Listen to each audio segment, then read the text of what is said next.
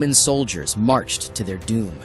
Within 3 days, 3 entire legions would be wiped from existence in what would become Rome's most catastrophic military defeat. The disaster was so complete that the Emperor Augustus would spend his final years wandering his palace at night, banging his head against the walls and crying out, "Quintilius Varus, give me back my legions!" But how did the most powerful military machine the ancient world had ever seen walk straight into annihilation? This is the story of the Battle of the Teutoburg Forest, a disaster so profound that it changed the course of Western civilization. To understand how Rome lost 3 legions in a single catastrophic encounter, we need to journey back to the height of Roman power, when emperors dreamed of conquering all of Germania, and one man's betrayal would shatter those dreams forever. I'm going to take you through the personalities, the politics, and the terrible decisions that led to this disaster. We'll walk with the legions into the forest, experience the horror of the ambush, and witness the aftermath that haunted Rome for generations. This isn't just ancient history. This is a story about overconfidence, cultural misunderstanding, and how empires can collapse in the span of 3 bloody days. By the end, you'll understand why this battle matters, why no Roman legion ever bore the numbers 17, 18, or 19 again, and why the borders of Rome stopped at the Rhine River for the next 4 centuries. Let's set the stage. It's the year 9 AD, and Rome is at the absolute height of its power. Augustus, the first emperor, has transformed the Roman Republic into an empire that stretches from Spain to Syria, from Egypt to the English Channel. But there's one glaring problem on Rome's northern frontier: Germania.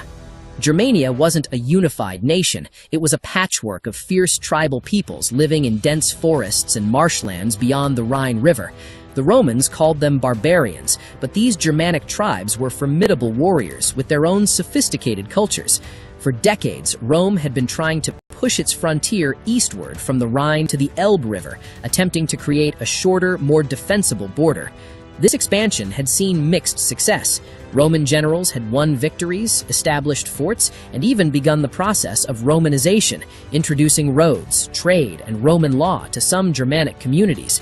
By 9 AD, Rome believed the region was pacified, nearly ready to become a Roman province. This confidence would prove fatal. Enter our 2 main characters, and what a contrast they were. Publius Quintilius Varus was the Roman governor of Germania. He was around 55 years old, a member of the Roman aristocracy who had married into Rome's own family. Varus had previously governed Syria and Africa, but those were civilized provinces with cities, taxes, and Roman infrastructure. Varus made a critical error. He assumed Germania was just like those places. He began imposing Roman law, Roman taxes, and Roman justice on people who had never asked for any of it. Contemporary historians tell us he was arrogant and slow to act, treating his posting as a comfortable administrative assignment rather than a military command in hostile territory. Then there's Arminius. Born around 18 BC to the Cherusci tribe, Arminius had been given to Rome as a hostage when he was young, a common practice to ensure tribal loyalty. But Rome did something interesting with him. They educated him, trained him in Roman military tactics, made him a Roman citizen, and even gave him the rank of equestrian, a minor noble rank. Arminius served as an auxiliary commander in the Roman army, fighting alongside the legions and learning everything about how Rome made war. But Arminius never forgot who he was. Behind his Roman citizenship and his perfect Latin, he remained a Germanic prince with a burning desire to free his people from Roman domination. And in the summer of 9 AD, he saw his opportunity. Arminius was brilliant. He had spent years cultivating Varus's trust, advising him, dining with him, becoming part of his inner circle. Varus trusted him completely. Why wouldn't he? Arminius was Roman-educated, spoke perfect Latin, and seemed the perfect example of a civilized barbarian. In the late summer of 9 AD, Arminius came to Varus with urgent news. A distant tribe was in rebellion, he said. It wasn't serious, but it required the governor's attention. Varus would need to march his legions there to restore order.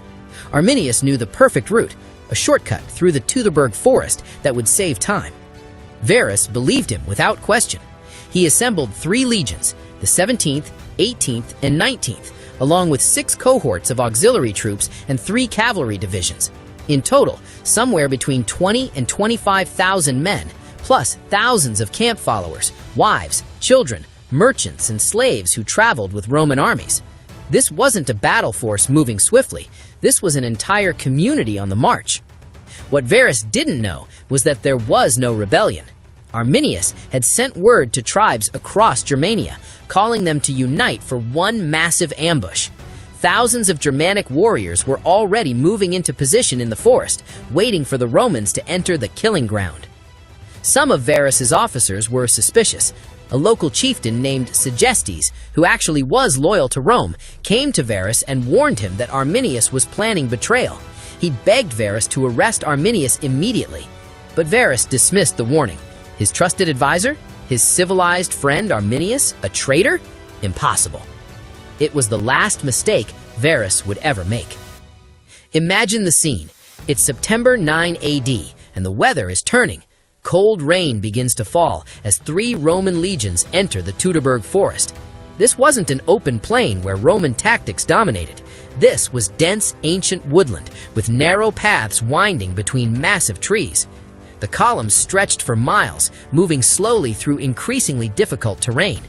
Roman legions were designed for open battle, where they could form their devastating formations and bring their superior discipline and equipment to bear. But in the forest, they were strung out in a thin line, unable to form up properly, separated by terrain and weather. The rain turned the paths to mud, wagons became stuck, the columns slowed to a crawl. Then, on the first day, it began. Germanic warriors emerged from the trees like ghosts. They struck at the rear of the column, killing stragglers, then disappeared back into the forest before the Romans could respond. It wasn't a battle, it was harassment, constant pinprick attacks that wore down the Romans' nerves and slowed them further. Varus realized something was terribly wrong, but he still believed he could reach open ground, form his legions properly, and defeat whatever force was attacking him. He ordered the army to keep moving, to push forward. That night, they made a fortified camp, as Roman armies always did, but the situation was desperate. The rain continued. Morale was plummeting. On the second day, the attacks intensified. Arminius had thrown off all pretense now. He was openly leading the Germanic forces, coordinating attacks all along the Roman column. The Germans knew the terrain perfectly. They knew where the paths narrowed, where the ground became marshland, where the Romans would be most vulnerable. At each point, they struck hard, then faded away. The Roman formation began to collapse. Units became separated. Officers lost contact with their men. The long baggage train, with all its civilians and supplies, became a nightmare to protect. Romans who fell behind were killed. Those who tried to flee into the forest were hunted down. By the third day, Varus knew his army was dying. He made desperate attempts to break through to open ground, but Arminius had chosen his killing ground perfectly. There was no escape route.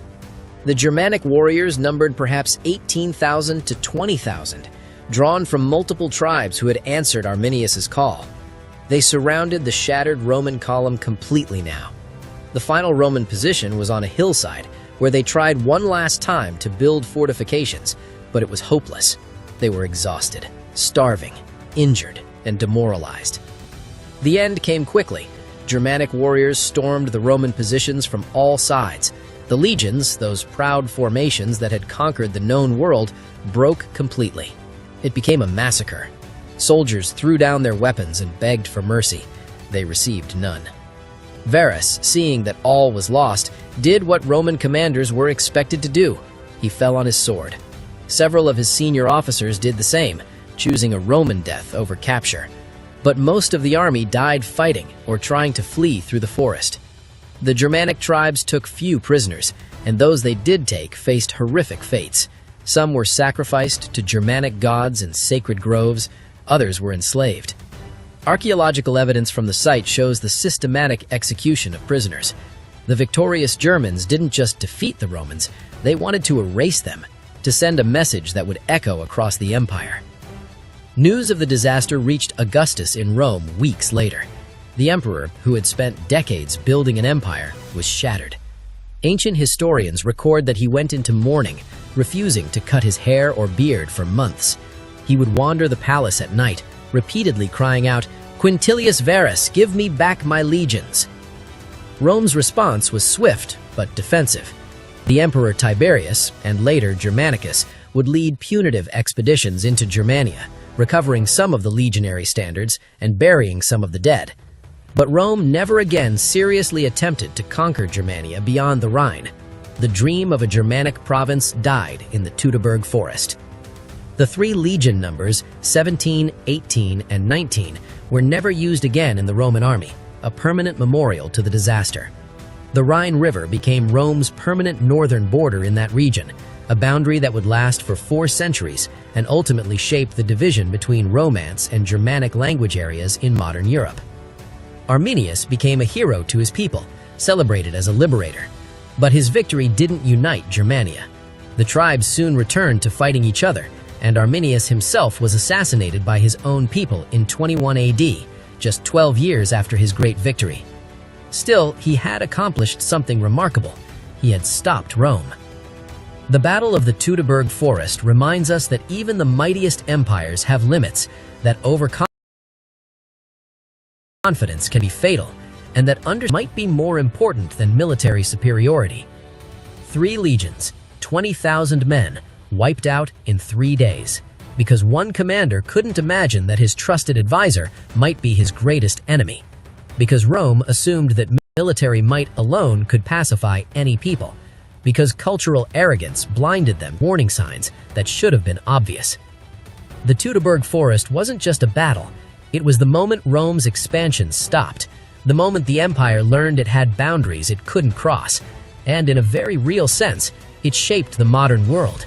The division between Germanic and Romance Europe, the fact that Germany exists as a distinct cultural entity rather than being part of a Latin civilization, traces back to those 3 days in 9 AD.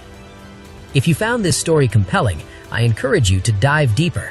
Read Tacitus's accounts of the Germanic Wars.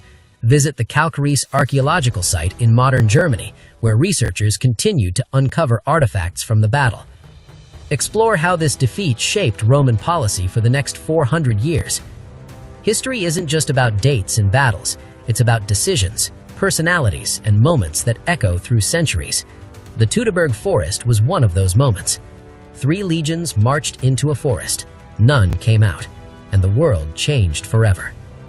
Subscribe to learn more stories about the moments that shaped our world, where empires rose and fell based on single decisions, and where the past still speaks to us across the centuries. Because these stories matter. They show us what humanity is capable of, the brilliant and the catastrophic, and they remind us that the past is never really past. It's always with us, shaping who we are today.